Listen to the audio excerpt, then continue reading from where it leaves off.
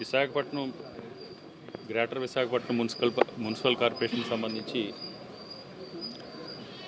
4 రోజుల క్రితం standing committee ఎన్నికలకి కమిషనర్ గారు నోటిఫికేషన్ ఇవ్వడం జరిగింది. ఆ స్టాండింగ్ కమిటీ ఎన్నికలకు సంబంధించి మొదటగా 97 మంది ఓటర్స్గా 97 మంది కార్పొరేటర్స్ ఎవరైతే ఉన్నారో ఓటర్స్గా గుర్తిస్తూ నోటిఫికేషన్లు విడుదల చేయడం జరిగింది.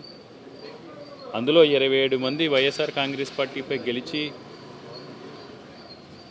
మొన్న ఏప్రిల్ నెలలో జరిగిన మేయర్ అవిశ్వాస తీర్మానం సమయంలో జారీ చేసిన విప్పుకు సంబంధించి అనర్హత సంబంధించి కోర్టులో కేసు నడుస్తుంది. దానికి సంబంధించి కలెక్టర్ గారు కూడా నోటీస్ ఇవ్వడం జరిగింది.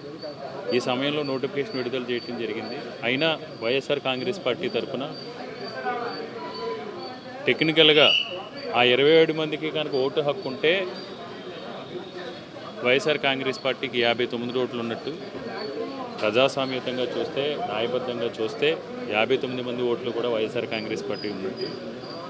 కాబట్టి ప్రజాస్వామ్యయుతంగా న్యాయబద్ధంగా వైఎస్ఆర్ కాంగ్రెస్ పార్టీకే మెజార్టీ ఉంది.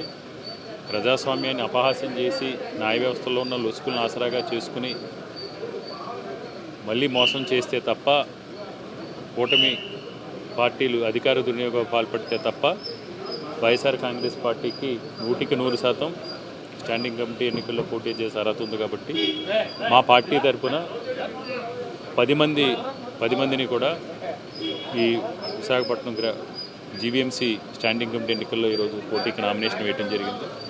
తప్పకుండా మేము న్యాయ పోరాటం కూడా చేస్తాం. ఈ స్టాండింగ్ కమిటీ ఎన్నికల్లో మా అభ్యర్థులందరికీ కూడా వైఎస్ఆర్ కాంగ్రెస్ పార్టీ తరఫున పోటీ ఎవరైతే గెలిచారో వాళ్ళందరినీ కూడా మద్దతు తెలుపని అడుగుతాం.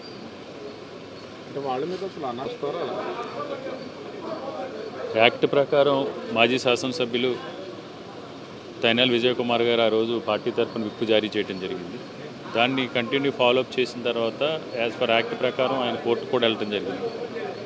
యాక్టు న్యాయస్థానాలు మున్సిపల్ చట్టంలో ఉన్న దాని ప్రకారం 100% కూడా వాళ్ళు అనర్హులు. ఇప్పుడు ఏదైతే స్టాండింగ్ కమిటీ ఎన్నికలు జరుగుతున్నాయో జరుగుతున్న ప్రాసెస్ ప్రకారం న్యాయస్థానంలో కేసు పెండింగ్లో ఉంది. కాబట్టి స్వయంగా కలెక్టర్ గారే వాళ్ళకి వివరణ ఇమ్మని నోటీసు కూడా ఇష్యూ చేశారు. కాబట్టి ఆ 27 మంది కూడా ఓటు వేయటానికి అనర్హులు.